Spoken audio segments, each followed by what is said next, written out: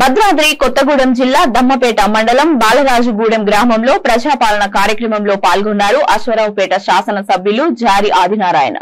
ఈ సందర్భంగా ఆయన మాట్లాడుతూ ప్రతి ఒక్కరూ ఆన్లైన్ లో దరఖాస్తు చేసుకోండి అని, తెలియని వాళ్ళకి వివరించి చెప్పండి అని అధికారులకు తెలిపారు. ఈ కార్యక్రమంలో ఎంపీటీసీ, జెడ్పీటీసీ, కాంగ్రెస్ పార్టీ కార్యకర్తలు, గ్రామస్తులు, ప్రజాప్రతినిధులు పాల్గొన్నారు.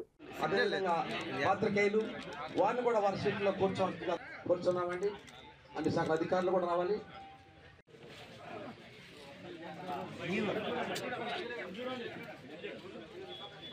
నన్ను ఒకంతగా ఆదరించి నేనున్నాననే భరోసా కల్పించినటువంటి ఊరుగా ఈ ఊరు నాకు ఆశీర్వదించినటువంటి గొప్ప ఊరుగా భావిస్తా ఉన్నా.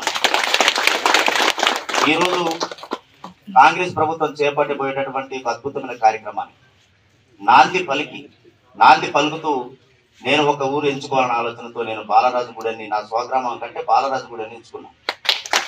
అది మనకు వెన్నుతట్టి లేపి మీరైతే ప్రజాపాలనలో అద్భుతంగా పనిచేస్తారని చెప్పేసి మీరందరూ నన్ను ఆశీర్వదించారు.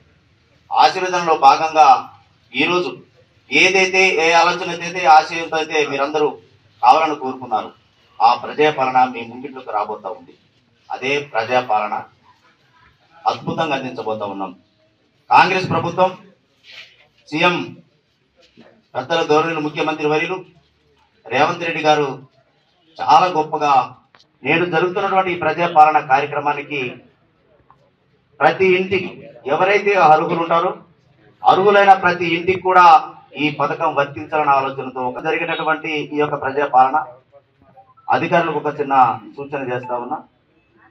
6వ తారీఖు జరిగిన తర్వాత సార్ మ్యాక్సిమం 1-2% తప్ప 98% మాత్రం పూర్తి స్థాయిలో సమగ్ర విచారణ జరిగింది.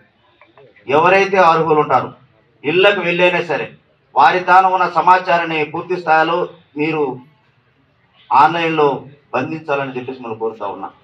ఎక్కడ కూడా ఈరోజు నా మొదటి నియోజకవర్గంలో మొట్టమొదటి ప్రజాపాలన కార్యక్రమానికి ఈరోజు నాంది పలుకుతా ఉన్నా.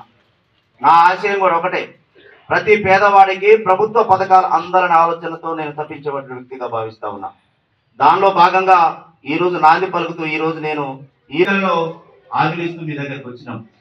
ఆ హామీలు మహాలక్ష్మి పథకం. ఈ మహాలక్ష్మి పథకంలో మరి మొన్ననే 9వ తారీఖు